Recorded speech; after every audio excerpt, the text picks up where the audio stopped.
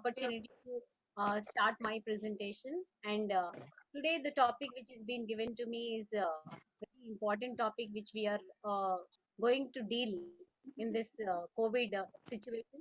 So, I would like to just quickly take you to the presentation. As Melvin sir was been discussing about information, how to handle the information and how to deal with the information. Now, today's presentation, my presentation is working with grief. What it is to work with the grief is very important aspect in this COVID-19. As we were been listening to some experiences of the professors who have been sharing from different states, we could able to identify how this grief has become part of the life from past 14 months. From last year 2020 March onwards, we are all experiencing this COVID-19 situation in our lives. It has become part of our life now. Now, working with grief is a topic which is very important for us to deal with so that we can orient or we can give guidelines to the students who are going to engage themselves and reach out the community in different states all over the country. I would like to just quickly ask you if you can just define what is grief to you. What is grief? There is a small meaning which has been derived, or this is trying to make you understand what is grief and how it is going to be. Like most of the people think, is it normal to grieve or not? Or some people think grieving is also a disorder. So I would like to just tell you that grief is not a disorder, but rather it is a universal feeling for everybody who is just undergoing this situation. Now, this is a small meaning which I would like to just bring out to your attention. This has been derived by Leo Tolstoy, famously says that only people who are capable of loving strongly can also feel great sorrow. That means a person who is undergoing the grief, he is actually a normal feeling. He is undergoing a normal feeling. Why? Because he is the person or she is the person who is having a strong, loving feeling for the people who are losing their lives in this world. Only people who are capable of loving, people who are capable of caring for others, have this feeling of grief also. Grief is not something a disorder which you need to just feel why I am having this feeling. It's been past few months that I lost my loved one, but still that grief is not going from my heart or from my mind, or it is not going it has become part of my life. So you can feel normal because it is a normal feeling. Everybody has to undergo this grief at one point or the other in this world. So nothing to worry about. Now, what is the role as a mental health professional or as a COVID helper for us to take these information to the people where we are going to reach out? If you can just see the picture in this, where I've just tried to put it, try to understand. This is something where we need to just definitely put into their shoes and try to understand, empathize with them, and try to actively reach out. First important thing is, people in different scenarios who are undergoing this grief, we need to, first thing we need to do is try to reach out them. But then the question comes, how can we reach out? Now, physical presence is avoided. We cannot go to their house, we cannot visit them physically, but how can we reach out these individuals? Now, supporting bereaved individuals with their grief is another important aspect, which I would like to say that we have to definitely reach out these people, and there are different sources to reach out these people by bearing witness to their pain, trying to tell them that their emotions, which they are trying to express, they can express with us, and try to help them resume their daily functioning. This is another important thing. Why? Because the people who are losing their loved ones in these scenarios are trying to just disconnect themselves from the daily functioning. They are unable to do their daily chorus. They are unable to do anything normal. They are not unable to behave normally. So, what is this important thing which we need to identify is identify those bereaved individuals who may need some specialized help, referring them appropriately. This is another important aspect. How can we refer them appropriately? As my presentation is moving on, I would like to just definitely take your guidance and opinions also, how to just take this help forward appropriately.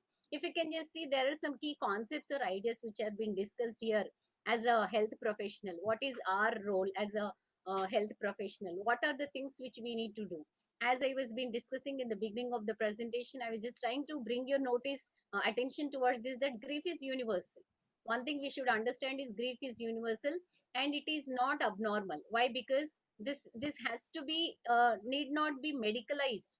Most of the people who are undergoing this grief for few months or few days, they feel they should be medicalized. No, we would like to just tell that this is a normal feeling and it is not considered as a disorder. This is another important aspect which everybody has to understand. And certain important points to note about the experiences of grief are, like, there is no one correct way to grieve. Most of the people feel that this is the way, if I cry out loudly is a good way of expressing my emotion, or some natural process, like some people have a different way of grieving. Grieving is a complex emotional experience. If you can just see the picture which I would just try to put out, there are different expressions of grieving: numbness, blaming, shock. Some people are having the guilt also. If they have to grieve, some people grieve with guilt. This is only because of my mistake, or this is only because I was going out regularly and coming inside, and my mother was at home, my father was at home, they never moved out of the house, but still they could interact with this virus and they are no more in this world. So this guilt is also one part of the grieving process. And some people become very anger. They are unable to take out their anger. Whom should I blame? What should I do? They are very angry with every situation in their life. Soon after they lose somebody in the family. So these are the few emotional experiences which are out of grief. Now I have a case study here. I would definitely ask everybody to look into this case study and try to express your feelings. Try to help me out how to reach this person called Mr. Ramesh. Mr. Ramesh, a 32-year-old man, is diagnosed with COVID-19 and admitted in a hospital. Upon being called up by the counselor, he reports that he has a cough, but the severity has come down. The counselor asks about his family members. He says, my brother and father also got infected and they have recovered. The counselor asks how they got infected. And Mr. Ramesh says, my mother underwent a heart surgery at a hospital and developed COVID 19. Then we all got infected. Now, see what happens after this. The counselor asks, how is your mother doing now? He says, in a flat tone of voice, we lost her. And now all of us are positive and we are unable to grieve her death or carry out any of the rites properly. Now, this is not only the scenario with Mr. Ramesh, this is the scenario with most of the people in many of the houses and families all over the country. I would like to ask you, how can you reach out Mr. Ramesh kind of persons? If it is, this is a case study, or if this is a case methodology which we are going to discuss, can you please open your mics one after the other without much disturbance or collating with each other? Can you just try to share? How can you empathize, or how can you bring that uh, uh, as a role, health professional? What is your role as a health professional? Anybody? Anybody from the group? Yeah, very Hello, nice presentation. hello, Yes, sir. Sir, please carry on. hello. Yes, sir. Uh, Agarwal ji. Hello, good afternoon. huh, huh, hello. Yes, sir. Please carry on. Actually, we can counsel them that their mother might be suffering from comorbidity condition, like she had a heart surgery, and the immunity because of her age, immunity, and all the circumstances are not the same with all the family members. So, and we should always give the positive aspect of virus, that the mortality rate is not so high, that all our whosoever is infected may suffer same fate. Yes. So by counseling all these points, positive points, You're on mute, sir. You went on mute, sir. yes, by by considering the positive aspect, how many patients have recovered from the virus, and how the reports are being normal, the symptoms are normal. So we can say that, and we can give the live examples of the patient who have recovered. We can give their numbers to them. Wonderful.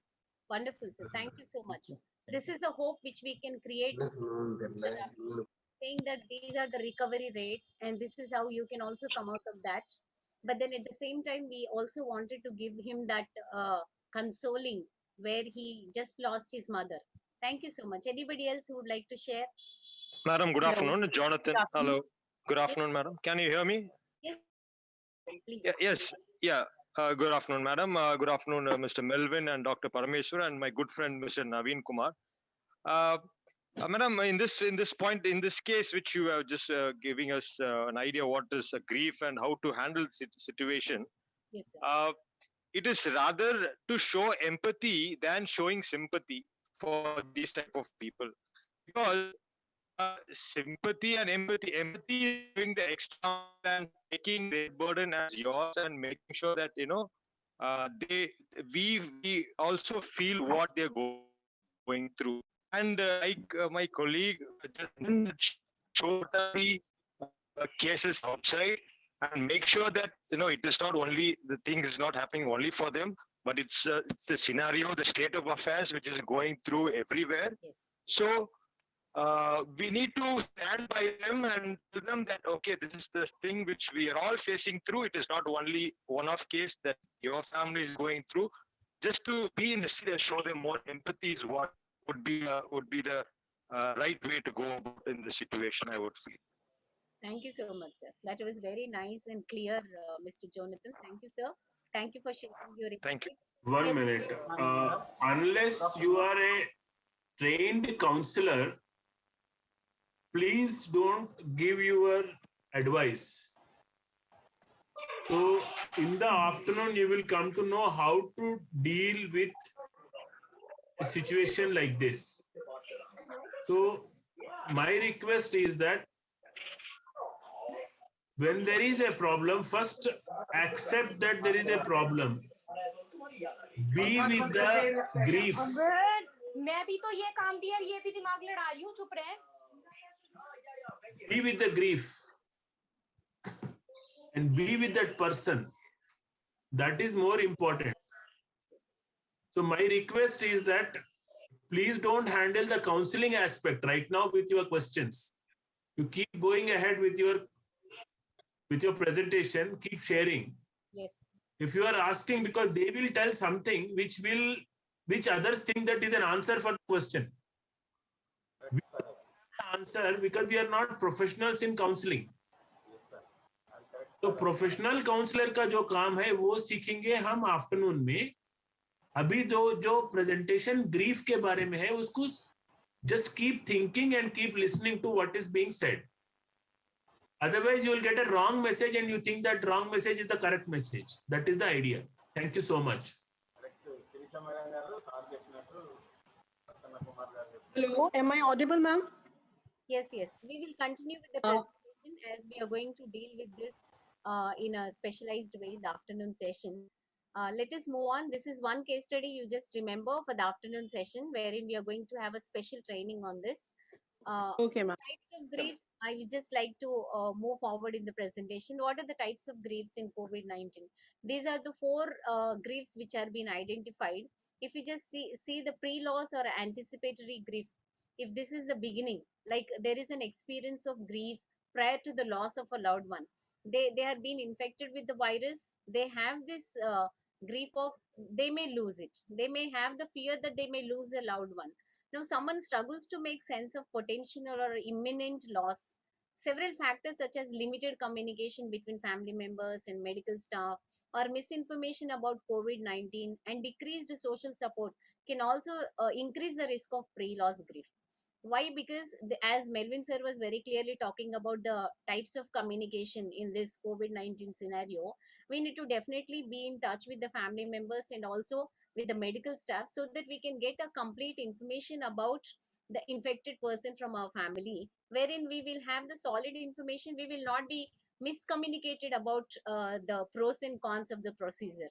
So this is one thing which we need to keep in mind. And then coming to this traumatic bereavement, this is something which is talking about where the death itself and its circumstances have been traumatic or a sudden loss. Like I was been speaking to the person few minutes back, and suddenly I come to know that the person is no more.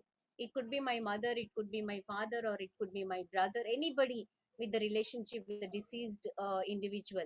Then what kind of bereavement this person is undergoing is it's a traumatic, a sudden shock.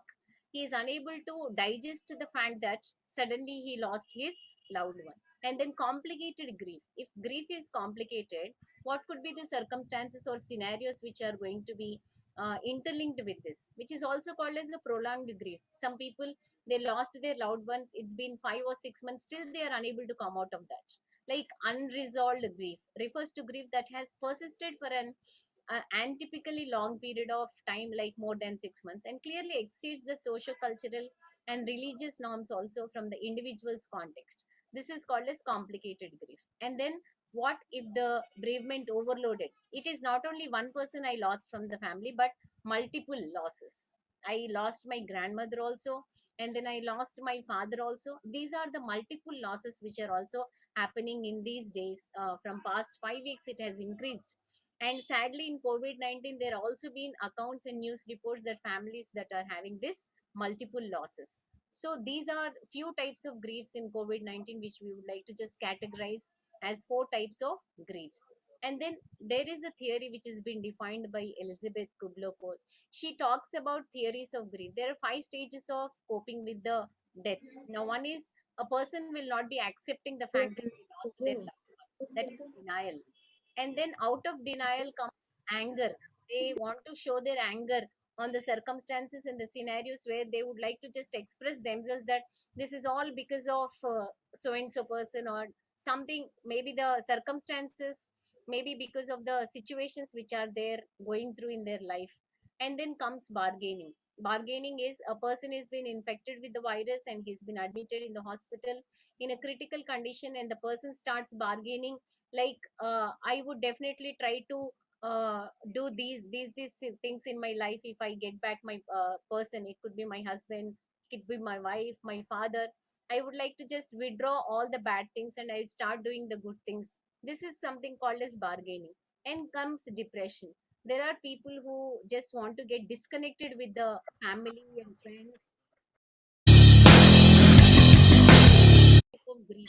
And then final stage, out of all these expressions comes acceptance. Over a period, maybe few days or few months, a person comes to an acceptance stage where he tries to understand that yes, this was part of the life, and he tried to understand that this is a notion. All right, okay, whatever has happened like this. Most of the people think okay after sometimes, after all the expressions which are being there in their process of grieving. As I was been talking about Kubler-Ross theory of grief cycle. If you can just see how this curve is: denial, anger, bargaining, depression, and acceptance. Now, this denial and anger comes under information and communication. And then bargaining is something which is an emotional support, which the deceased person or the bereaved person from the family wants to be get connected with. And what is the guidance and direction we can give to the person who is undergoing this grief?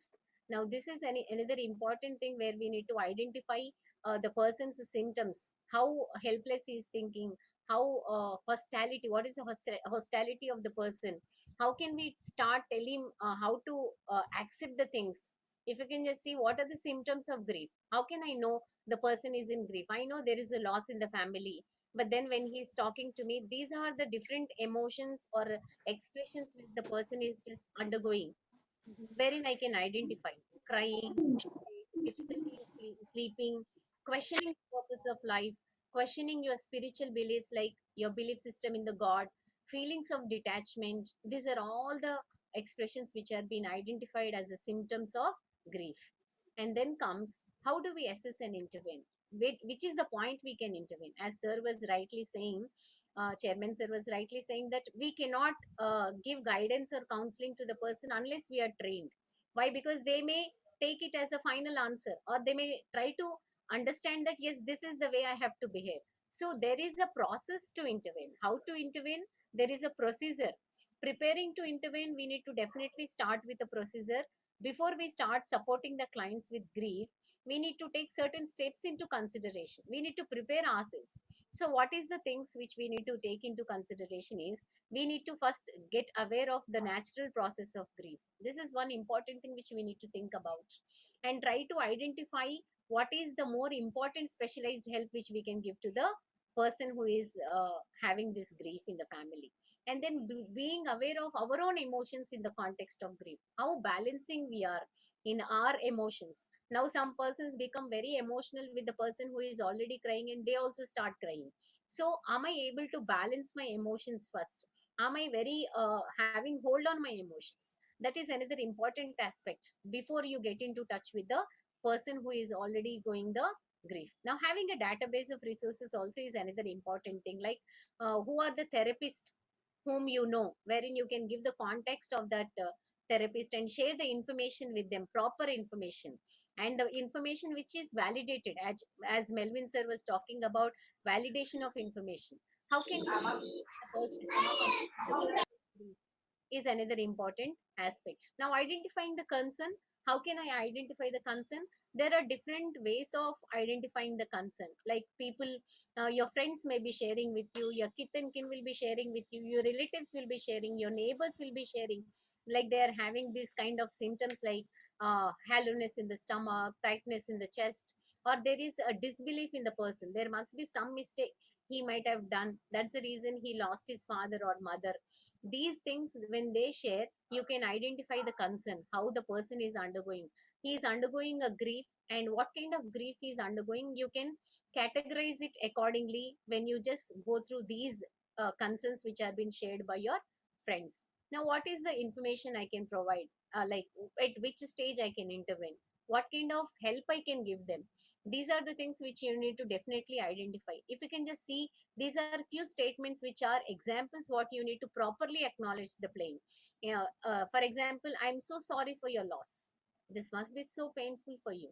I feel at a loss of words to express how sorry I am.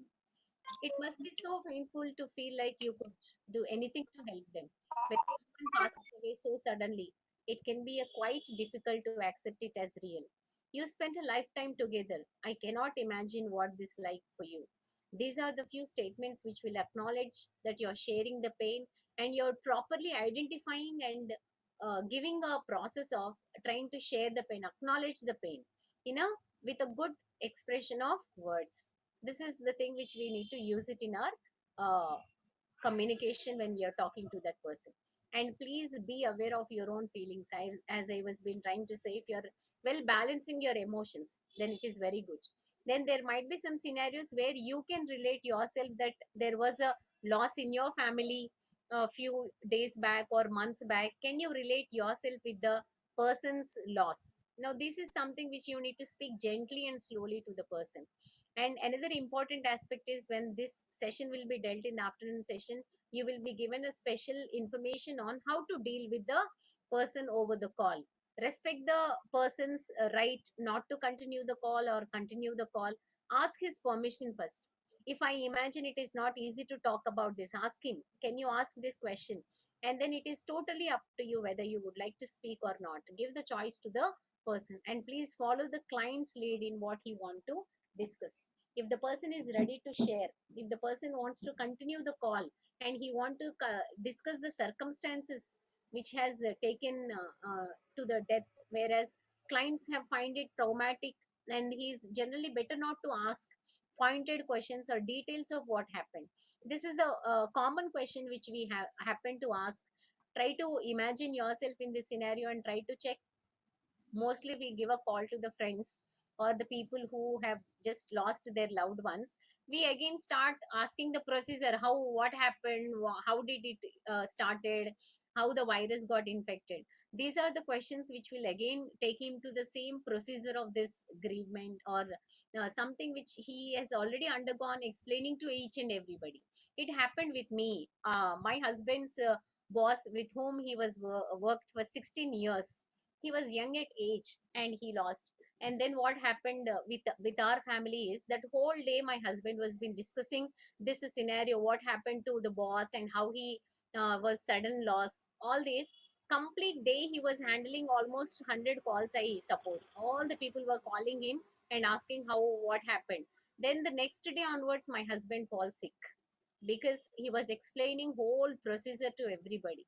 So these are the some difficult and sensitive things which we cannot continue engaging the person who has just lost the loved one and asking him the procedure again, and the grief will continue, it will not stop.